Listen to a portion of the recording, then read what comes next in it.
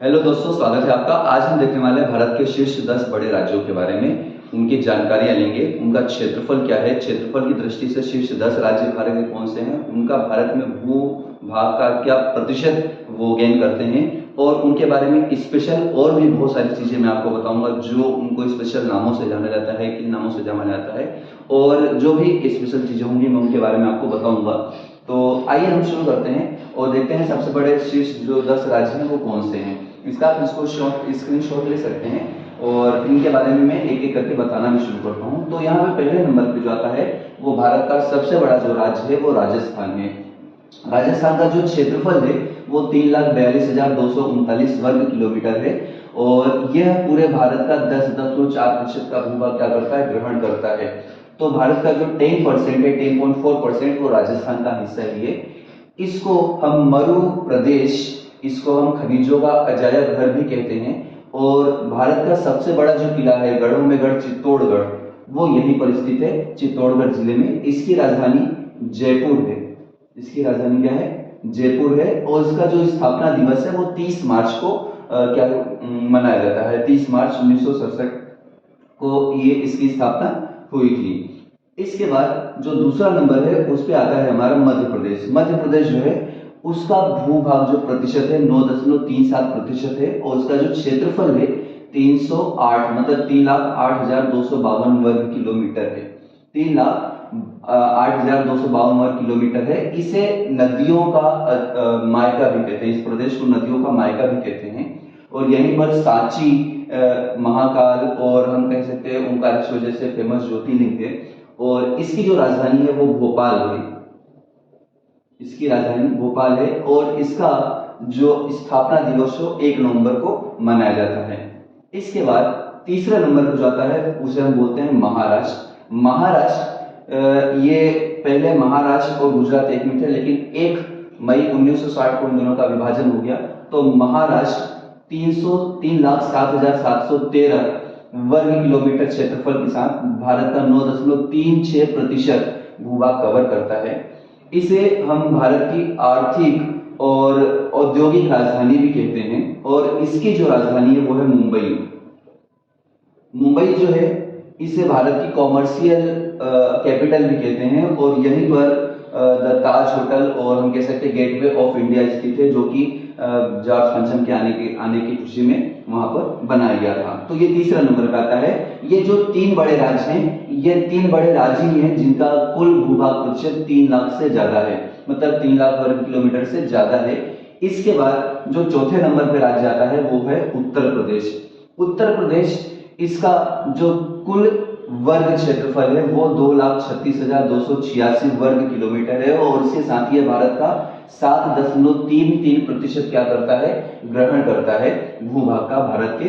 और इसकी जो राजधानी है, इसकी राजधानी है लखनऊ, जिसे नवाबों का शहर भी कहते हैं। लखनऊ कहते हैं इसे, नवाबों का शहर भी कहते हैं। और इसके बारे में विशेष ये है कि यहाँ पे जितने भी बड़े लेखक, लगभग जितने भी बड़े लेखक हैं, जितने भी बड़े कवि हैं या फिर राजनेता जो हैं वो यहीं पर जन्मे हुए हैं। तो ये इस दृष्टि से बहुत ही महत्वपूर्ण राज्य है। और यहाँ पर हम कह सकते हैं कि ये हम स्टेट ऑफ पॉलिटिशियंस भी कहते हैं, क्योंकि यहाँ पर सबसे ज्यादा लोकसभा सीटें हैं, सबसे ज्यादा राज्यसभा सीटें हैं, विधानसभा सीटों की संख्या भी पूरे देश में सबसे ज्यादा इसी प्रदेश में है।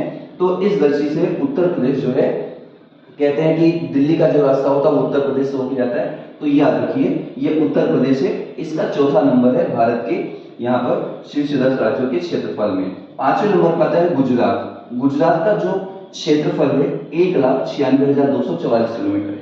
1,96,244 किलोमीटर है और ये भारत के कुल प्रतिशत का, भूभाग प्रतिशत का 5.9% ग्रहण करता है।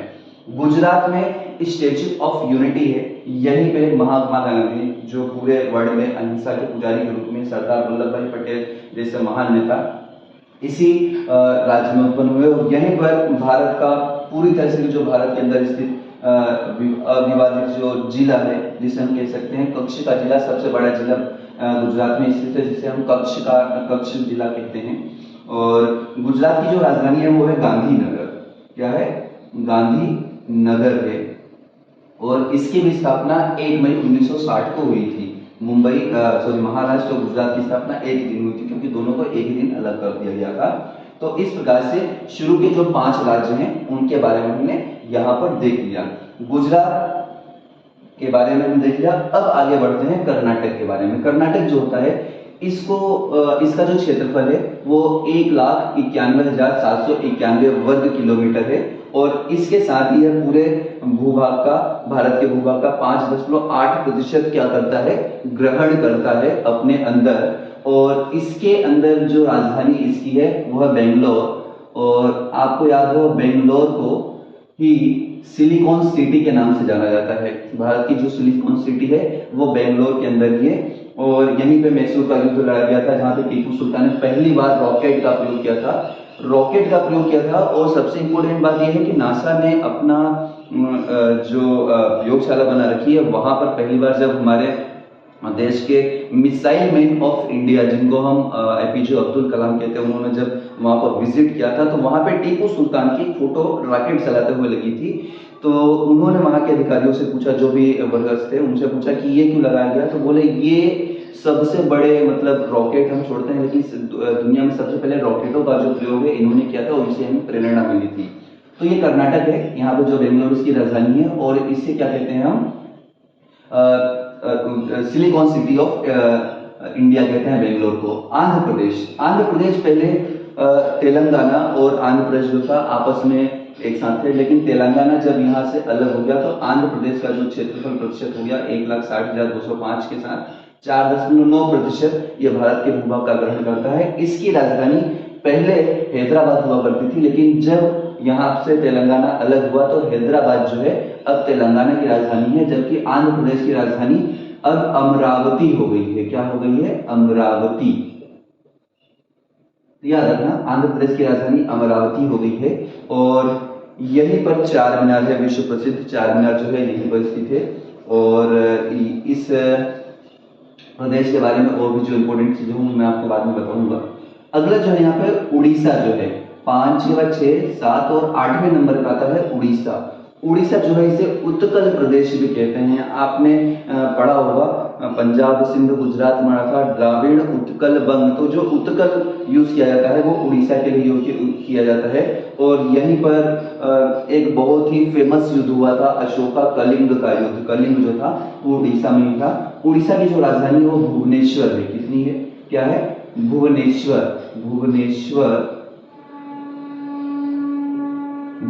उड़ीसा की राजधानी है। कुल भूभाग का 4.7% ग्रहण करता है, और यहीं पर जो चौथा धाम कह सकते हैं, 4 धामों में से एक धाम जिसको हम बोलते हैं पुरी धाम, वो यहीं पर से जगन्नाथपुरी जिसे कहते हैं, वो इसी राज्य में उपस्थित है। और इसके जो मुख्यमंत्री हैं इस समय वो नवीन पटनायक हैं। इनके पहले इनके पिताजी बीजू पटनायक हुआ करते थे, बहुत बड़े नेता हुए हैं। और अभी यहाँ पे जो नेता हैं इनके मुख्यमंत्री जो इस राज्य के वो हैं नवीन पटनायक। उड़ीसा जो है यहाँ से इसे हम उत्कल प्रदेश भी कहते हैं, और यहीं पर कलिंग का युद्ध हुआ था। इसके बाद जो 9वें नंबर पर आता है वो आता है छत्तीसगढ़। छत्तीसगढ़ को याद करने का तरीका है कि 36 यहाँ पे भी और 136 ये यहाँ पे भी है।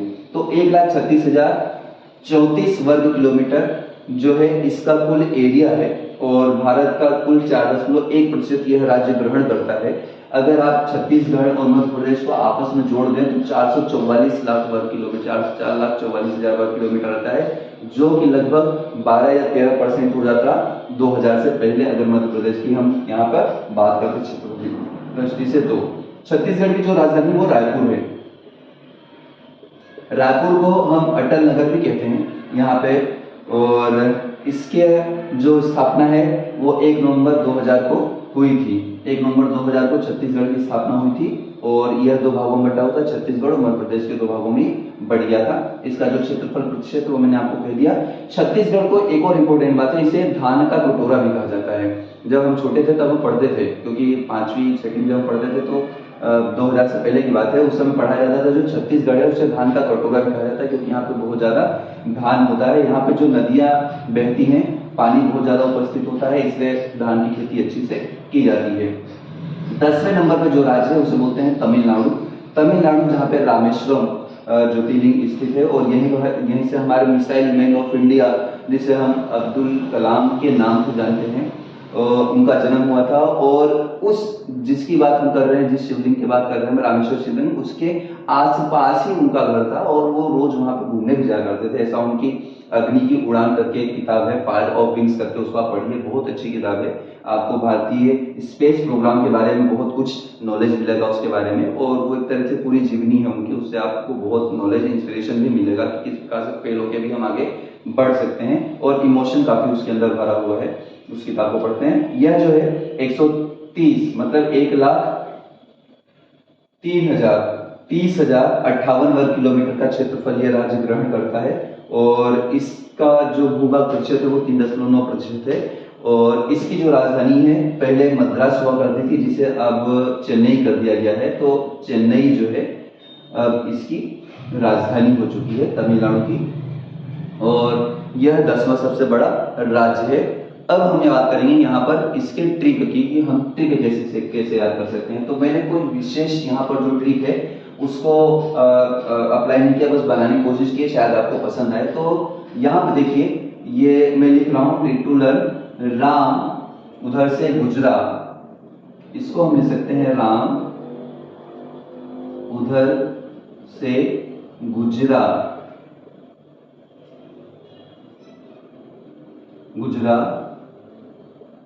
कल आएगा उस छत पर,